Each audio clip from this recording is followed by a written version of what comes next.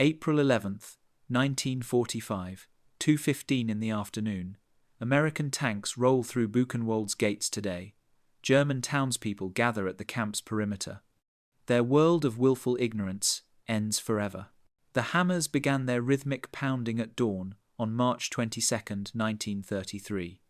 Concrete mixers churned and growled in the Bavarian morning air, their mechanical voices carrying across the fields surrounding the small town of Dachau.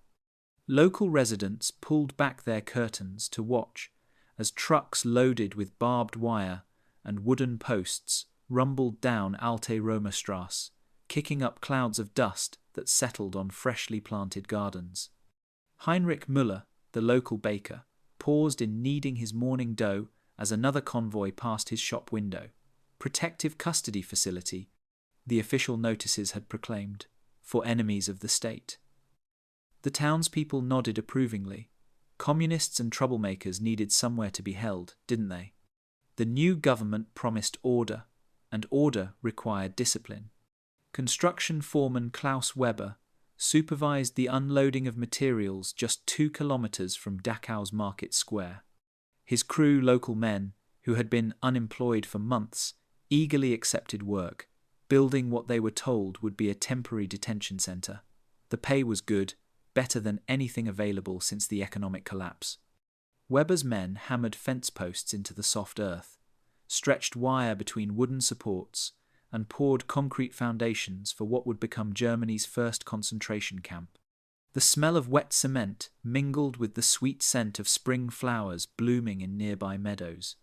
Children from the town walked past the construction site on their way to school, peering through gaps in the hastily erected barriers. Their teachers hurried them along, but not before curious young eyes glimpsed uniformed men barking orders at workers in striped clothing who had already begun arriving.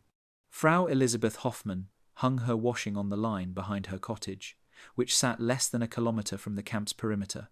The sound of shouted commands drifted across the fields with increasing frequency.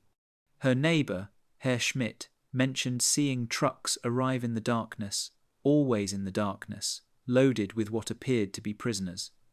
Political criminals, Schmidt assured her, repeating the official explanation.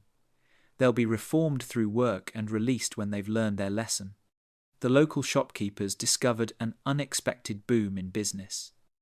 SS contractors needed supplies, lumber, nails, wire, tools, even food for the guards. Franz Huber's hardware store had never been so busy.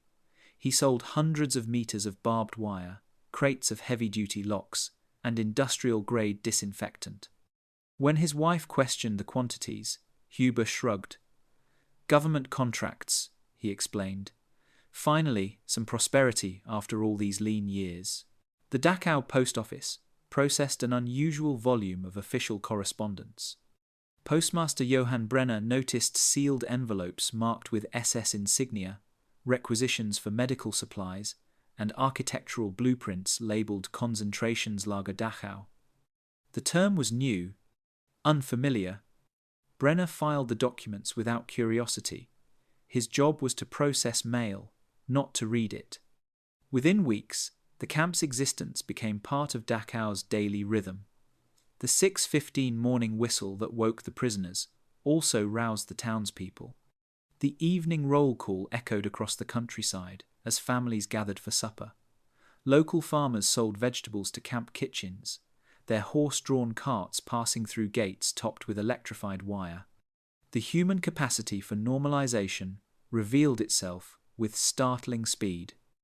What had seemed shocking on March 22nd felt routine by April. The uniformed guards shopping in local stores, the official vehicles bearing the Totenkopf insignia, the systematic expansion of the facility, all became unremarkable features of daily life.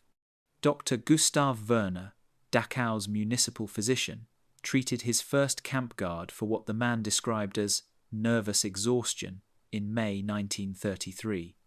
The guard's hands trembled as he spoke of difficult work and necessary measures. Dr. Werner prescribed rest and asked no further questions. Some knowledge, he instinctively understood, was better left unexplored. The architecture of denial was constructed as methodically as the camp itself.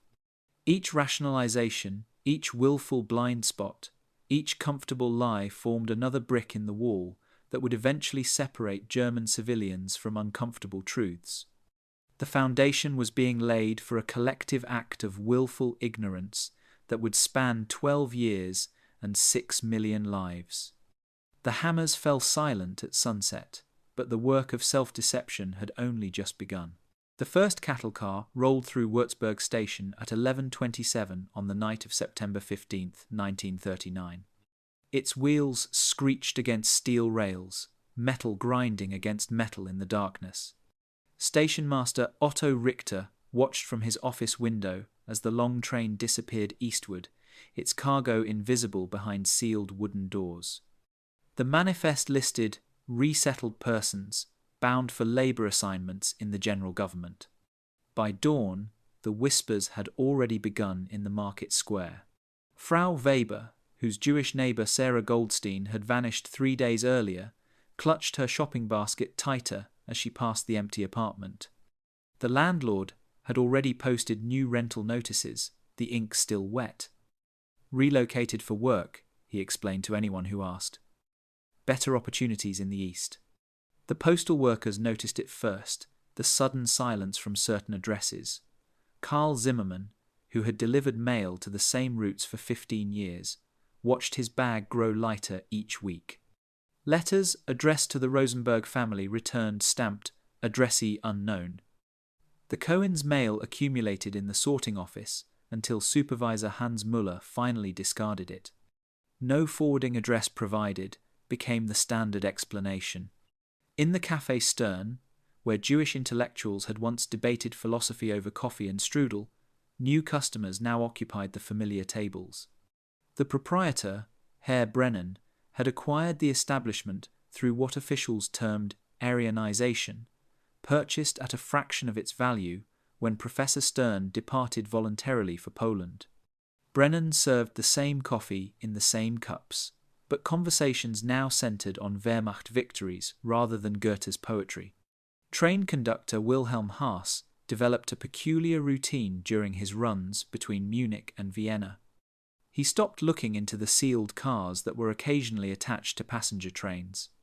The sounds from within muffled voices, crying children, desperate knocking, became background noise he trained himself not to hear.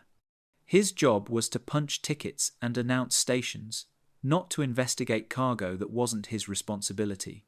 The children noticed what adults refused to see.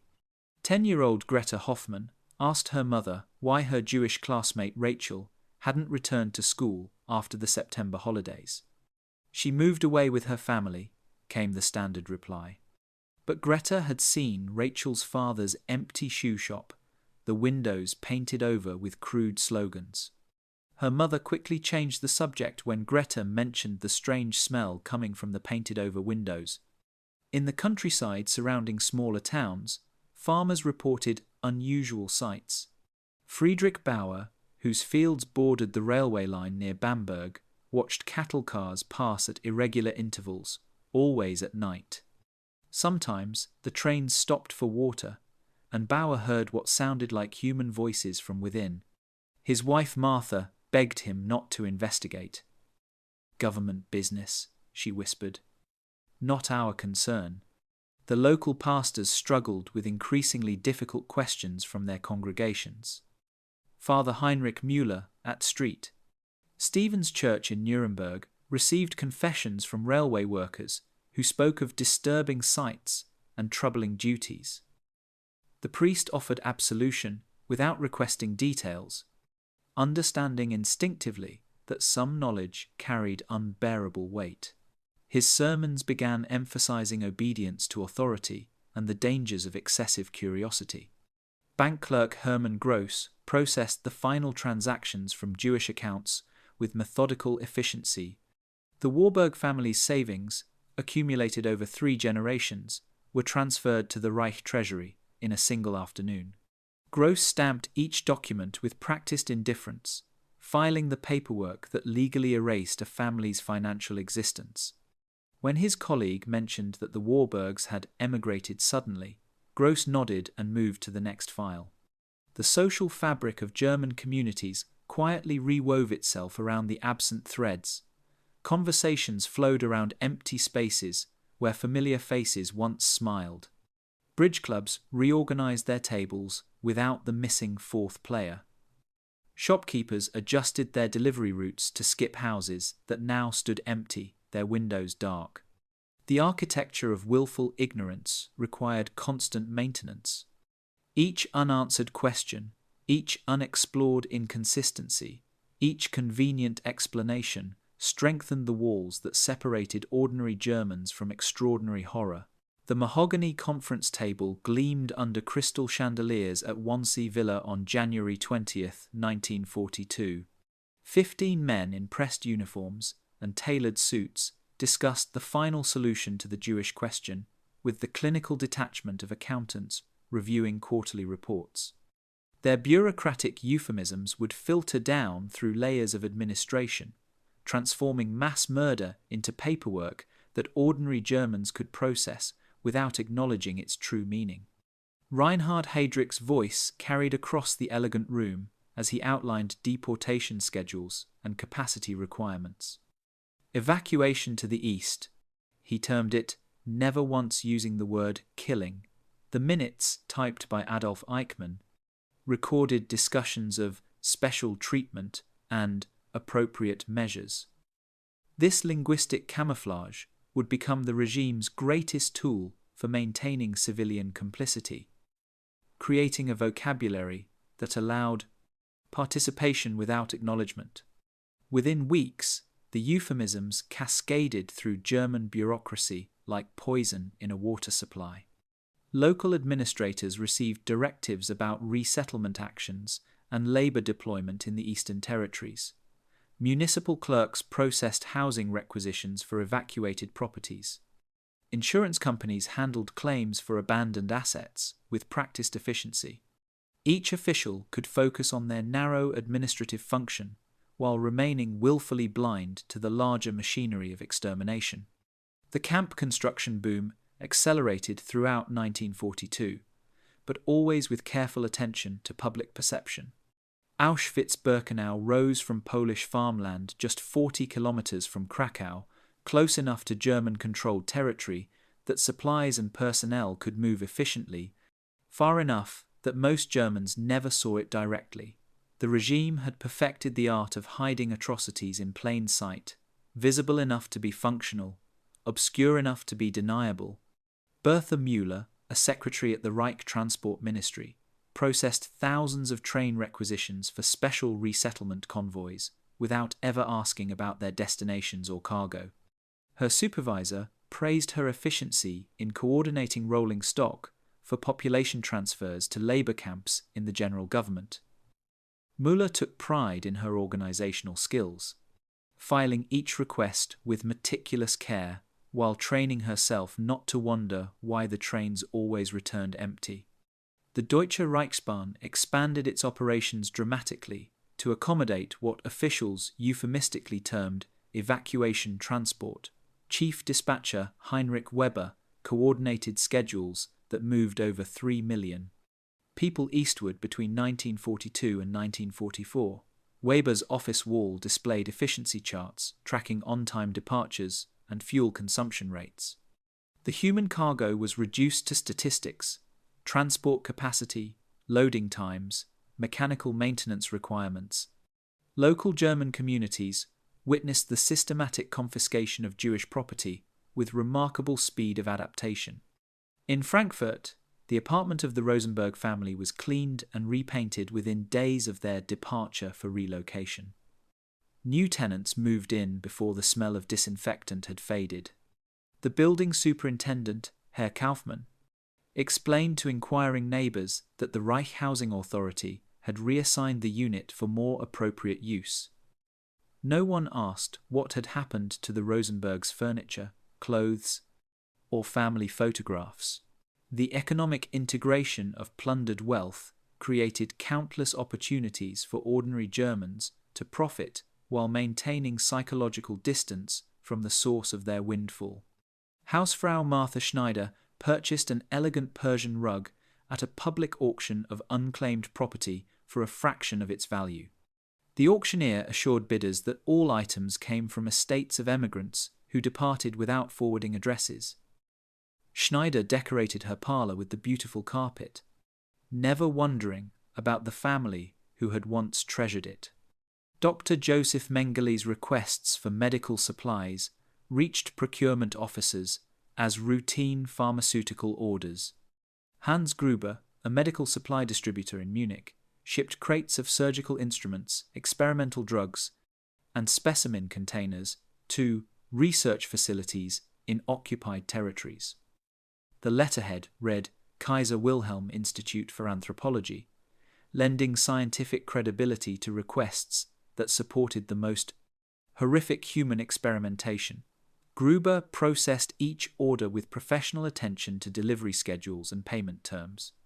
The Topf and Sons Company of Erfurt won lucrative contracts for heating equipment installation at correctional facilities. Engineers designed and built crematory ovens with the same methodical precision they applied to industrial furnaces.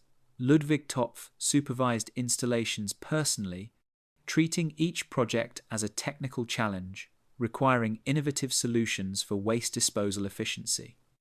The euphemistic language in contracts allowed skilled craftsmen to build instruments of mass murder while convincing themselves they were simply fulfilling manufacturing specifications. IG Farben constructed massive synthetic rubber and fuel plants adjacent to concentration camps, creating an economic ecosystem that made slave labor profitable while maintaining corporate distance from its sources. Board meetings in Frankfurt discussed labor cost advantages in eastern facilities, without mentioning that the workers were starving prisoners who died at rates exceeding 50% annually. Company executives focused on production quotas and profit margins, allowing accounting abstractions to obscure human suffering. The regime's genius lay in distributing complicity so broadly that no single individual felt responsible for the ultimate consequences. Train dispatchers moved cargo, construction companies built facilities, chemical corporations supplied materials, bureaucrats processed paperwork. Each participant could focus on their specific function while remaining psychologically insulated from the larger horror their contributions enabled. By 1943, the machinery of extermination operated with industrial efficiency, sustained by a civilian population that had perfected the art of willful blindness. The euphemisms had worked their intended magic, creating a linguistic barrier between ordinary Germans and the extraordinary evil they helped perpetrate. The silence arrived first in the mailboxes. Empty metal caverns that had once overflowed with familiar handwriting now gaped hollow, their hinges creaking in the morning wind. Frau Ingrid Hartmann checked her post slot 3 times each day, waiting for word from her brother-in-law Jakob, who had been relocated for essential labour to somewhere called Theresienstadt in October 1942. The last postcard had arrived on November 3rd. Jakob's careful script described adequate accommodations and meaningful work assignments. He assured his family that conditions were improving steadily and promised to write again soon. The postmark read, Protectorate of Bohemia and Moravia, which sounded official and reassuring. 3 months had passed without another word. Postmaster Wilhelm Brenner organized the accumulating mail with Germanic precision. Letters addressed to the Goldsteins, the Rosenbaums, the Blumenthals filled an entire storage drawer marked Undelivered Eastern Territories. When Frau Hartmann inquired about postal service to the Protectorate, Brenner consulted official notices and explained that temporary disruptions in communication networks were affecting mail delivery from labour camps. The explanations came so readily, so reasonably, that questioning them seemed almost impolite. Reich Postal Ministry circulars referenced infrastructure challenges in newly incorporated territories and priority allocation of transport resources for military requirements.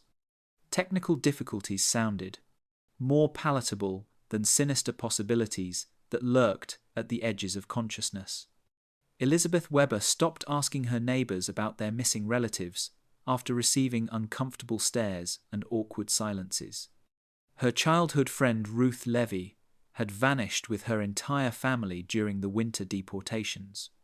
When Elizabeth mentioned Ruth at the local women's auxiliary meeting, the conversation abruptly shifted to rationing regulations. The unspoken message was clear: some subjects were better left unexplored. Children adapted to absent playmates with the resilience that adults envied and feared.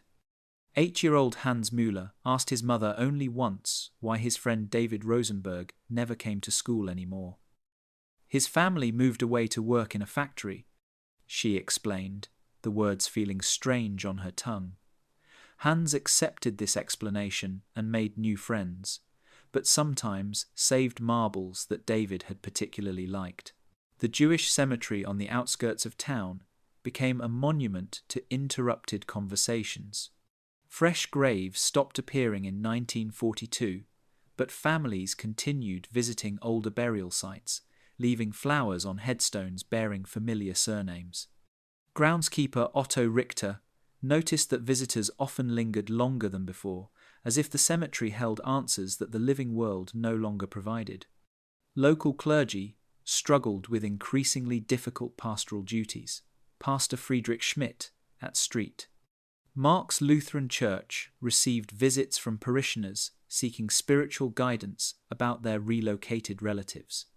The questions came wrapped in careful euphemisms. When do you think they'll be able to return? Are they receiving adequate spiritual care?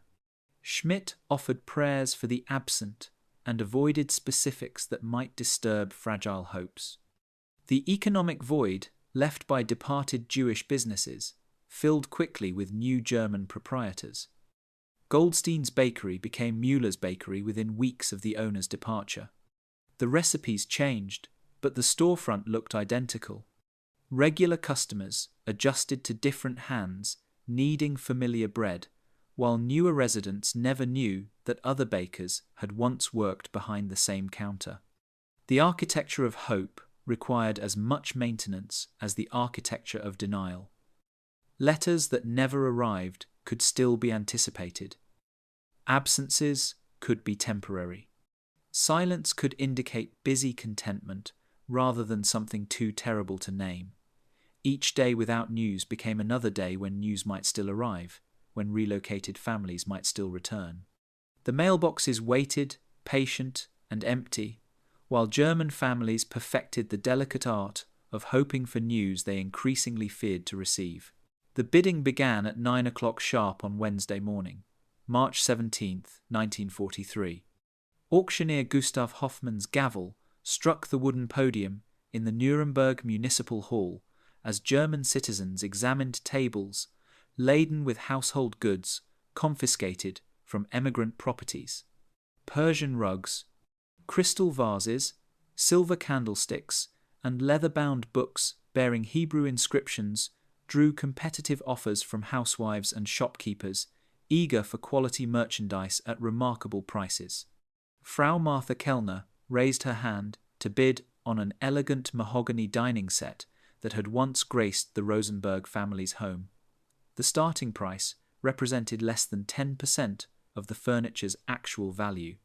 Kellner convinced herself she was performing a civic duty by ensuring abandoned property served productive German families rather than gathering dust in empty apartments. The moral calculus was simple. Someone would benefit from these goods, why not her? The economic tentacles of extermination reached into every corner of German commercial life, with bureaucratic efficiency that masked their sinister purpose. Deutsche Bank processed property transfers for relocated persons with the same meticulous attention they applied to routine real estate transactions. Bank manager Hermann Schneider approved mortgage releases for Jewish properties, stamping documents that legally erased families from their homes. The paperwork contained no mention of gas chambers or mass graves, only official seals and authorization codes. IBM Deutschland customized punch card systems for camp administration with the technological precision that had made the company internationally renowned. Sales representative Klaus Weber demonstrated counting machines to SS procurement officers, explaining how tabulation equipment could efficiently track prisoner numbers, work assignments, and resource allocation. The cards bore innocuous codes: transport numbers, labor categories, processing status. Weber focused on computational efficiency and machine reliability, avoiding questions about what the numbers ultimately represented. IG Farben's board of directors met in Frankfurt's financial district to review quarterly reports showing remarkable profit margins from their eastern operations. The synthetic rubber plant at Auschwitz-Monowitz employed over 10,000 workers at wages averaging 4 Reichsmarks per day when wages were paid at all. Director Otto Ambros presented production statistics with corporate pride, noting that labor costs in the East ran 60% below Reich averages. The human cost of these savings never appeared in shareholder reports. Degesch, a subsidiary of IG Farben, manufactured Zyklon B pesticide with the same quality control standards applied to all their chemical products. Sales manager Bruno Tesch processed orders for disinfection supplies from concentration camps without inquiring about specific applications. The requisitions specified unusual quantities and delivery schedules, but Tesch assumed the Eastern Territories faced significant pest control challenges. His company's efficiency in meeting orders became a point of professional satisfaction. The Topf and Sons engineering firm of Erfurt designed crematory systems with innovative features that impressed SS technical committees. Chief engineer Ludwig Topf patented improvements in furnace efficiency and ash disposal mechanisms, treating each installation as an opportunity to demonstrate German engineering excellence. His blueprints specified capacity requirements, fuel consumption rates, and maintenance protocols without acknowledging what or whom would fuel these sophisticated ovens. Local transportation companies discovered lucrative contracts hauling supplies to camps throughout occupied Poland.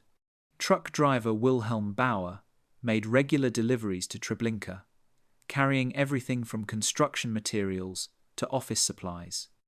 The guards always unloaded his cargo quickly, and Bauer learned not to linger or ask questions about the facility's purpose. The pay was excellent, the work steady, and the fewer questions asked, the smoother transactions proceeded. Clothing manufacturers found unexpected markets for used garments sorted at various camps. Textile processor Hans Müller received regular shipments of donated clothing from Eastern facilities, cleaning and repairing items for redistribution through German charity organizations.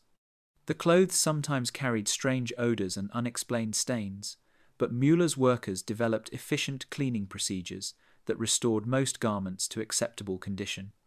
Insurance companies processed claims for abandoned property with actuarial precision that reduced human tragedy to statistical probabilities. Claims adjuster Hermann Gross calculated payouts for businesses, homes, and personal effects left behind by relocated populations. His tables computed depreciation schedules and replacement costs while avoiding any consideration of whether the original owners might someday return to reclaim their property. The economic ecosystem of genocide operated through countless individual transactions, each seemingly legitimate when viewed in isolation. Every purchase, every contract, every processed claim created another thread in a web of complicity that eventually ensnared entire communities. The wind shifted at 3:27 in the afternoon on August 14, 1944, carrying with it a smell that no amount of rationalization could explain away. Frau Elisabeth Hoffmann, hanging laundry behind her cottage in Weimar, dropped a damp sheet back into the wicker basket as the acrid stench hit her nostrils. The odor was unlike anything in her experience, not wood smoke from cooking fires, not industrial chemicals from nearby factories, not even the familiar reek of burning refuse. This was something else entirely, something that made her stomach clench with instinctive revulsion. Her neighbor, Herr Klaus Müller, emerged from his garden shed, holding a rake, his face twisted in disgust. "What in God's name is that smell?" he called across the low fence, dividing their properties. Elizabeth shook her head, unable to voice the terrible suspicion forming in her mind. The stench came from Buchenwald's direction, the labour camp situated just 8 kilometres northeast of town centre. Everyone knew about Buchenwald, the buses carrying workers there each morning, official notices about re-education through productive labour, the steady stream of supplies transported to the facility. But this smell suggested something far beyond the manufacture of armaments or processing of agricultural products that officials claimed occupied the camp's prisoners. The wind carried particles that settled on freshly hung clothes, leaving grey smudges that housewives scrubbed with increasing desperation. Children playing in gardens began complaining of scratchy throats and watering eyes. Dogs whimpered and retreated indoors, their sensitive noses overwhelmed by the contaminated air. Dr. Wilhelm Brenner, Weimar's municipal physician, received unusual numbers of patients complaining of respiratory irritation during late summer 1944. Farmers reported that their livestock showed signs of distress when wind blew from the northeast. Cows refused to graze in pastures downwind from Buchenwald, huddling instead in enclosure corners. Chickens stopped laying eggs when the smell grew particularly intense. Even the hardiest vegetables in kitchen gardens began showing signs of blight when exposed to particles carried on the wind. The official explanations came swiftly from local administrators. Camp Commandant Hermann Pister issued statements describing industrial processes essential to the war effort that occasionally produced temporary atmospheric disturbances. The Reich Ministry for Public Health distributed pamphlets explaining that manufacturing byproducts in wartime facilities might cause minor discomfort but posed no danger to civilian health. Citizens were advised to keep windows closed during periods of industrial activity and avoid unnecessary outdoor activities when atmospheric conditions were unfavorable. Local clergymen found themselves conducting increasingly difficult conversations with parishioners who sought spiritual guidance about the troubling smells. Father Heinrich Weber at St. Peter's Catholic Church listened to confessions from camp guards who spoke in fragments about their difficult duties and necessary work. The guards' hands shook as they described dreams filled with smoke and screaming, but their words remained carefully vague, wrapped in the protective language of military orders and state necessity. Some residents developed elaborate theories to explain away the evidence assaulting their senses daily. The smell came from a pharmaceutical factory producing medicines for wounded soldiers. The grey particles were ash from a power plant burning low-grade coal. The livestock distress resulted from new fertilizer being tested in agricultural experiments. Each explanation offered psychological relief from darker possibilities that lurked just beyond conscious acknowledgement. But the human capacity for self-deception had limits, and those limits were being tested by physical evidence that could not be wished away. Housewife Martha Richter noticed that her white curtains turned grey within days of hanging, requiring constant washing that left her hands raw. Her husband Franz, who worked as a postal clerk, mentioned that mail delivery to certain areas near the camp had been suspended due to atmospheric contamination, affecting paper preservation. The smell intensified during certain weather patterns, becoming so overwhelming that some residents vomited in their own gardens. Local pharmacist Otto Hoffmann reported unprecedented demand for remedies treating nausea, headaches, and respiratory distress. His shelves emptied of stomach powders and throat lozenges as the civilian population struggled with symptoms they couldn't publicly acknowledge without asking questions they weren't prepared to answer. Children proved more direct in their observations than adults trained in the art of willful blindness. 8-year-old Greta Müller asked her mother why the air tasted like burning meat when wind blew from the camp direction. Her mother quickly hushed her and changed the subject, but the child's innocent question haunted conversations in parlors throughout Weimar. Other children reported seeing snow falling during summer months, grey flakes that dissolved when touched but left dark stains on clothing and skin. Railway workers who serviced the line running to Buchenwald developed coping mechanisms for dealing with the evidence of their senses. Conductor Wilhelm Haas learned to breathe through his mouth during runs near the camp, avoiding the full impact of smells that made veteran railwaymen gag. His colleague, Hans Faber, carried peppermint oil to dab under his nose, explaining to curious passengers that the substance helped with motion sickness rather than admitting its true purpose. The psychological pressure of maintaining denial while surrounded by inescapable physical evidence began taking its toll on the civilian population. Local doctor Gustav Werner treated increasing numbers of patients for what he diagnosed as nervous exhaustion and stress-related disorders, his prescription pads filled with orders for sedatives and sleeping aids. By winter 1944, the smell had become so much a part of daily life in Weimar that many residents claimed they no longer noticed it. This adaptation represented not genuine habituation, but rather a massive act of collective psychological suppression. A community-wide decision to train their senses to ignore evidence that challenged the comfortable fiction of ignorance they had worked so hard to maintain. The first Sherman tank's steel tracks clanked against cobblestone at 2:15 in the afternoon on April 11, 1945. Lieutenant Colonel William Quinn of the 6th Armored Division had expected to find a military installation when his reconnaissance unit approached the gates of Buchenwald concentration camp. Instead, his radioman's voice crackled with horror as they breached the perimeter. "Jesus Christ, sir, you need to see this." The gates swung open with a metallic shriek that seemed to release years of accumulated suffering into the spring air. Private First Class James Murphy, 19 years old from Toledo, Ohio, stepped through the entrance and immediately doubled over, vomiting onto his combat boots.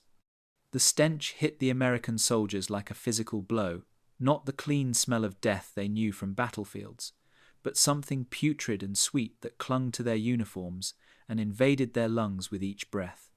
Skeletal figures emerged from wooden barracks, moving with dreamlike slowness toward the Allied liberators. Their eyes, enormous in gaunt faces, reflected a mixture of disbelief and desperate hope. Some prisoners collapsed before reaching the Americans, their bodies too weak to carry them across the compound they had survived for months or years. Sergeant Robert Chen from San Francisco caught one falling man, shocked by how little the human being weighed in his arms, perhaps 80 pounds of flesh stretched over protruding bones. The scene that greeted the American forces defied comprehension. Bodies were stacked like cordwood in open pits, some still moving with the last tremors of life. A mountain of corpses rose 20 feet high near the crematorium, creating a grotesque landscape of human remains that challenged every assumption about civilized behavior. Private Thomas Anderson, from Iowa farm country, had slaughtered cattle and pigs his entire life, but nothing had prepared him for the industrial scale of human butchery spread before his eyes. Captain Edward Morrison immediately ordered his communications officer to contact headquarters and request medical support, chaplains, and photographers to document what they were witnessing. His hands shook as he lit a cigarette, trying to process scenes that his mind refused to accept as real. Morrison had fought across Europe for 18 months, witnessing the destruction of cities and the death of soldiers, but Buchenwald represented something beyond war, a systematic effort to erase human beings from existence. By 4:30 that afternoon, word had reached the nearby town of Weimar. German civilians gathered at the camp's perimeter, drawn by curiosity and the rumble of American vehicles. Frau Elisabeth Hoffmann, who had lived 8 kilometers from Buchenwald for 6 years, approached the gates she had never before seen opened. The smell that had haunted her laundry days now had a source, and the source was undeniably human. General George Patton, arrived at Buchenwald on April 12, accompanied by a convoy of military vehicles and war correspondents. The general, known for his tough demeanor and colorful language, walked through the camp in stunned silence. When reporters asked for his reaction, Patton initially could not speak. Finally, he managed. "I have never seen anything so barbarous." The man who had led armored divisions across North Africa and Europe found himself confronting an evil that surpassed anything in his military experience. American soldiers forced German civilians from Weimar to walk through the camp as witnesses to what had operated in their community. Mayor Fritz Sockel protested that the townspeople had known nothing about the camp's true purpose, claiming they believed it housed political prisoners engaged in productive labor. Lieutenant Colonel Quinn ordered the mayor to examine the crematorium ovens, still warm with human ash, and asked what kind of labor produced such industrial quantities of human remains. Frau Martha Richter, who had lived downwind from Buchenwald for 3 years, stood before a pile of children's shoes, tiny leather remnants of lives that had been systematically extinguished. Her neighbors had gathered around her, their faces reflecting the collapse of carefully maintained ignorance. The shoes belonged to children who would never outgrow them, never run through German meadows, never ask their parents uncomfortable questions about strange smells carried on the wind. Dr. Wilhelm Brenner, Weimar's municipal physician, was compelled to examine the medical experimentation facilities where Dr. Waldemar Hoven had conducted horrific research on living prisoners. Brenner's medical training allowed him to understand the sophisticated torture that had masqueraded as scientific inquiry. Test tubes containing human organs, detailed charts documenting the effects of starvation and disease, surgical instruments used for procedures that served no healing purpose. The evidence overwhelmed his capacity for professional detachment. The American military photographers worked methodically to document every aspect of the camp. Sergeant Bill Barrett clicked his camera shutter repeatedly, creating images that would serve as proof of atrocities that seemed too extreme for human belief. Barrett had photographed the aftermath of major battles, but Buchenwald required different techniques: wide shots to capture the scale of mass murder, close-ups to record individual suffering, detailed documentation of the machinery designed for efficient killing. Children from Weimar were brought to witness what had operated near their schools and playgrounds. 10-year-old Hans Müller, who had once asked his mother about strange smells, now stood before ovens built to incinerate human beings. His mother held his hand tightly as they walked past barracks where thousands had died from starvation, disease, and systematic brutality. The boy's questions about burning meat odors finally had their terrible answer. Father Heinrich Faber, who had offered spiritual comfort to camp guards suffering from nervous exhaustion, found himself administering last rites to prisoners dying even after liberation. The priest's hands trembled as he blessed men and women whose faith had somehow survived conditions designed to destroy human dignity. Weber realized that his pastoral care for the perpetrators had made him complicit in their crimes through willful ignorance of their victims. The psychological impact on German civilians varied dramatically. Some fainted at the sight of mass graves and human ovens. Others maintained stubborn denial even while standing among corpses, insisting that the Americans had staged the scenes or that the deaths resulted from wartime conditions rather than systematic murder. A few wept openly, finally confronting the horror they had spent years avoiding through elaborate mental gymnastics. American medics worked frantically to save prisoners whose bodies had been pushed beyond survival limits. Many liberated inmates died within hours of freedom, their systems too damaged to process food or recover from months of systematic starvation. The irony was unbearable. Liberation had come too late for thousands who had endured everything except the final days before rescue. As darkness fell on April 11th, floodlights illuminated Buchenwald concentration camp for the first time in its 12-year existence.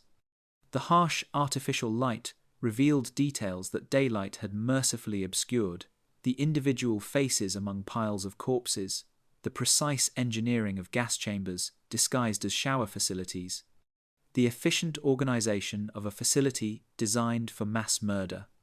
The gates of Buchenwald would remain open, but the psychological gates protecting German civilian denial had been shattered forever. 12 years of willful ignorance collapsed in a single afternoon, leaving entire communities to grapple with the moral weight of their chosen blindness. The liberation was complete, but the reckoning had only just begun.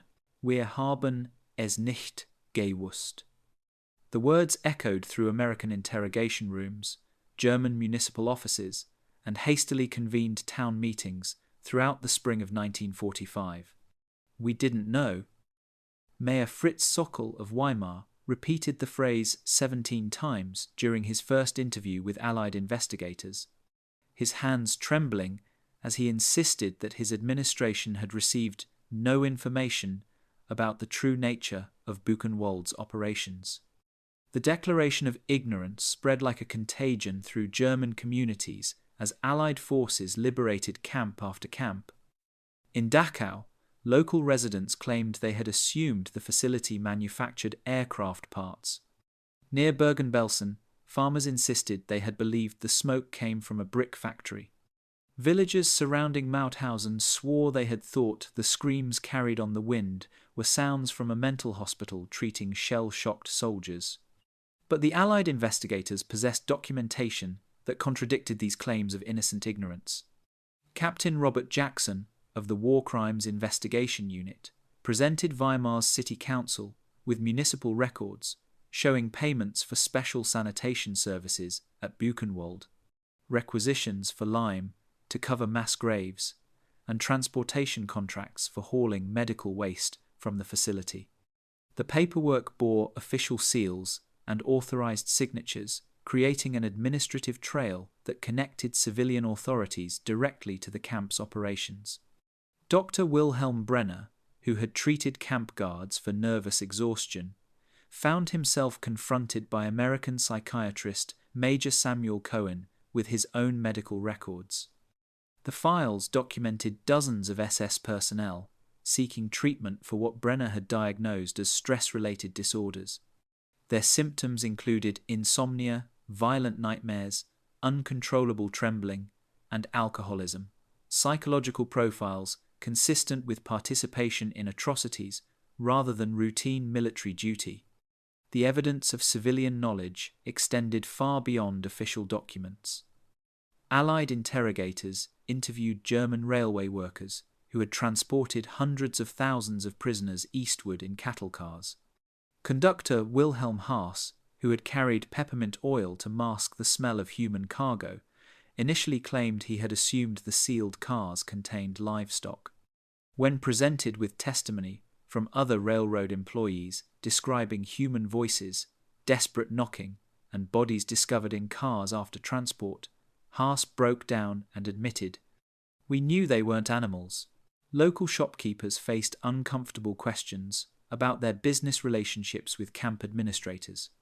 Hardware store owner Franz Huber had sold thousands of meters of barbed wire, industrial disinfectant, and heavy-duty locks to SS procurement officers.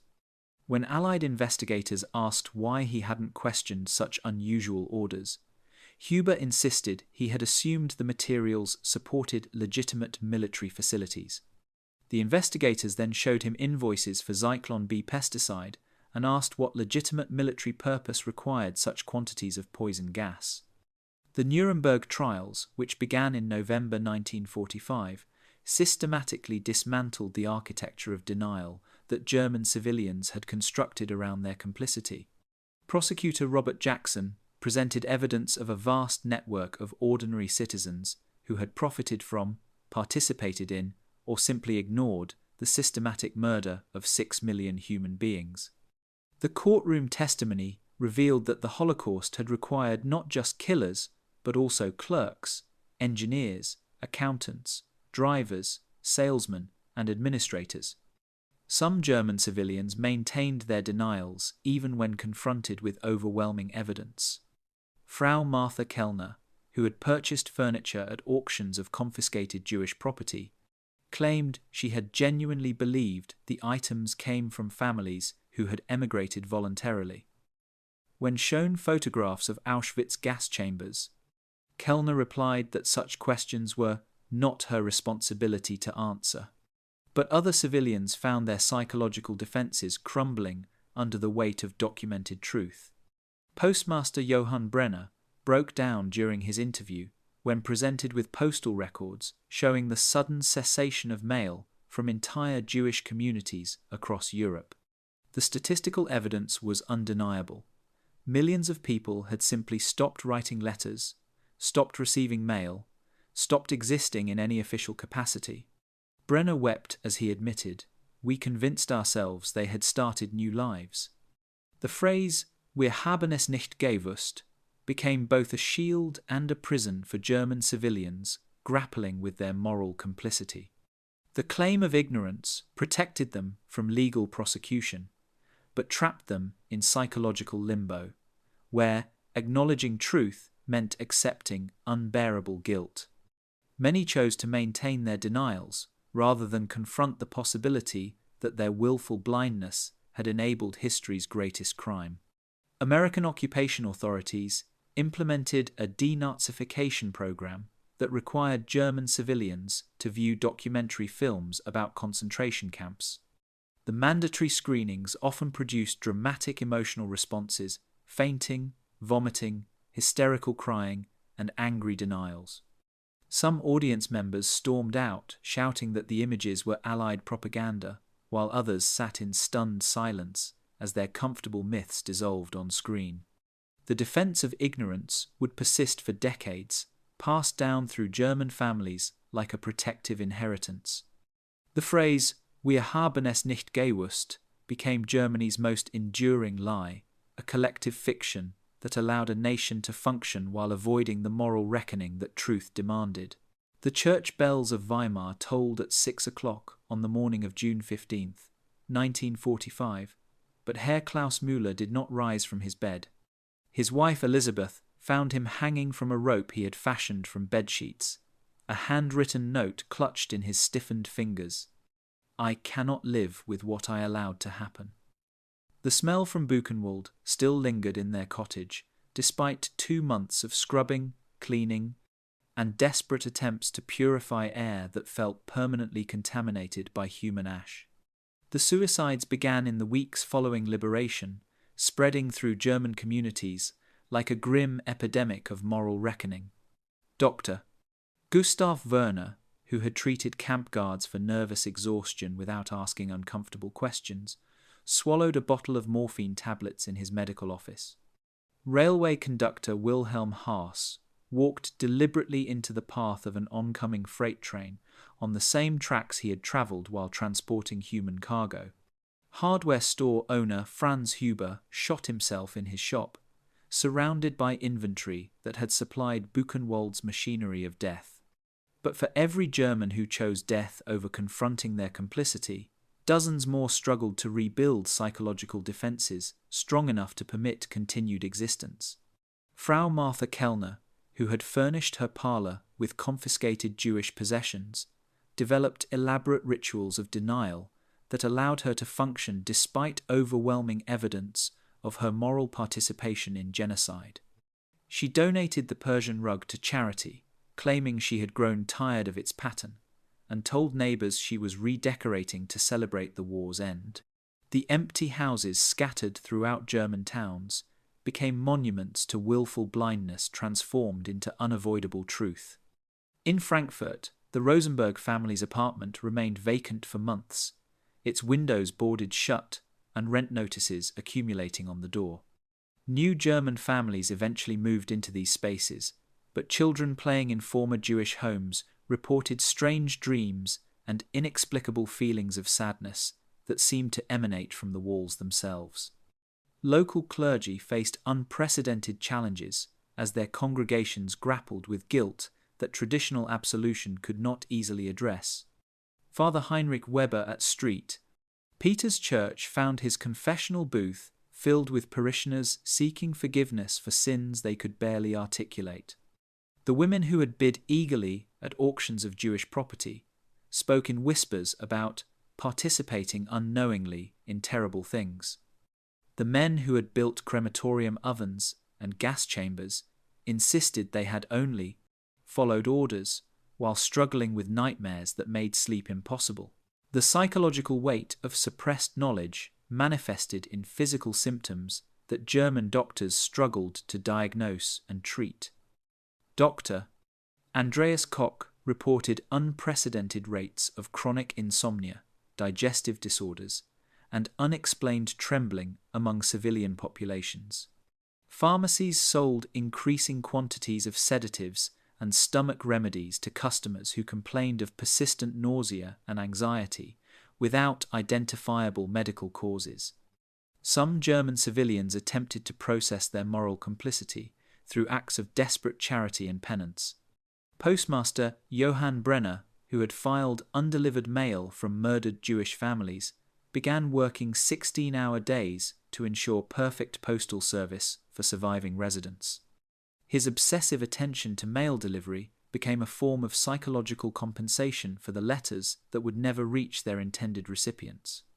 Children proved more adaptable to the new reality than adults whose worldviews had been shattered by liberation. 10-year-old Greta Müller, who had once asked innocent questions about strange smells, now understood that her curiosity had been more honest than her parents' willful ignorance. She began collecting flowers from fields near Buchenwald and leaving them at the camp's gates, creating makeshift memorials that adults found too painful to acknowledge. The silence that had protected German civilians from uncomfortable truths now became a prison that trapped them with unbearable knowledge. Conversations in market squares and family parlours developed elaborate patterns of avoidance that allowed discussion of practical matters while skirting moral implications of recent revelations. Weather, rationing, and reconstruction efforts became safe topics that filled conversational space without requiring acknowledgement of deeper truths. The architecture of denial required constant renovation to accommodate new evidence that continued emerging as Allied investigators documented the full scope of Nazi crimes. Each revelation demanded fresh rationalization, new excuses, additional layers of psychological protection that grew increasingly fragile under the accumulated weight of documented horror. The wind still carries whispers through the empty barracks of Buchenwald on winter evenings in 1946, but the voices no longer belong to the living. German tourists avoid the site, hurrying past the gates that once promised Jedem Dasein to each what he deserves. The inscription remains, rusted and accusatory, a reminder of the moral arithmetic that allowed ordinary citizens to participate in extraordinary evil through the simple act of looking away. The human capacity for willful blindness revealed itself as perhaps the most dangerous force in modern civilization, more lethal than hatred, more destructive than ideology, more enabling than fear. The German civilians who claimed ignorance of the Holocaust demonstrated that genocide requires not just killers, but also millions of people willing to train their eyes away from inconvenient truths. Their chosen blindness created the social conditions that allowed systematic murder to operate with industrial efficiency. The lesson of German complicity extends far beyond the boundaries of Nazi Germany or the years of World War II. Every society contains the infrastructure for willful ignorance, the comfortable explanations, the convenient authorities, the psychological mechanisms that allow citizens to participate in atrocities while maintaining their self-image as decent people. The Holocaust succeeded because ordinary Germans perfected the art of seeing without witnessing, knowing without acknowledging, participating without accepting responsibility. Modern societies face their own tests of moral vision. When refugees die in detention centres, when indigenous populations disappear into unmarked graves, when entire communities suffer systematic oppression, the patterns repeat with familiar precision. Official explanations emerge to comfort those who prefer comfortable lies to uncomfortable truths. Bureaucratic language transforms human suffering into administrative problems. Economic interests create incentives for willful blindness among those who profit from others' pain. The warning signs remain consistent across cultures and centuries. The gradual dehumanization of targeted groups, the proliferation of euphemisms that disguise atrocities, the economic systems that make cruelty profitable, the social pressures that reward silence and punish curiosity. The German experience teaches us that ordinary people become complicit in extraordinary evil, not through sudden moral collapse, but through the accumulation of small compromises, convenient explanations, and willful acts of not seeing. The survivors of Buchenwald, Auschwitz, Treblinka, and hundreds of other camps carried with them not just physical scars, but also the knowledge of how easily civilized societies can choose blindness over truth. Their testimonies serve as permanent challenges to the comfortable fictions that allow atrocities to flourish in darkness. They remind us that moral vision requires constant effort, conscious choice, and the courage to see what others prefer to ignore. The empty barracks and rusted fences of liberated concentration camps stand as monuments not just to the victims who died, but also to the communities that chose not to see their suffering. These sites demand uncomfortable questions.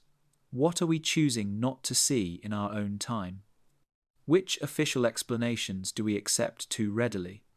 What human suffering do we rationalize away through bureaucratic language and comfortable distance?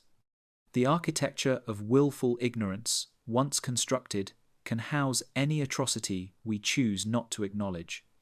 The German civilians, who lived within sight and smell of concentration camps, created blueprints that remain dangerously relevant.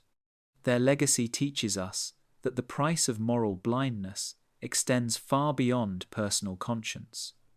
It creates the social conditions that enable systematic cruelty to flourish. The wind through Buchenwald's empty watchtowers carries more than memories of past atrocities. It carries warnings about the human capacity for chosen blindness, the social mechanisms that enable mass cruelty, and the ongoing responsibility of every generation to keep their eyes open to uncomfortable truths. The gates have been opened, but the choice to see or look away remains forever before us. In the end, the most haunting question is not how the Holocaust happened, but how easily it could happen again whenever ordinary people choose comfortable blindness over the difficult work of moral sight.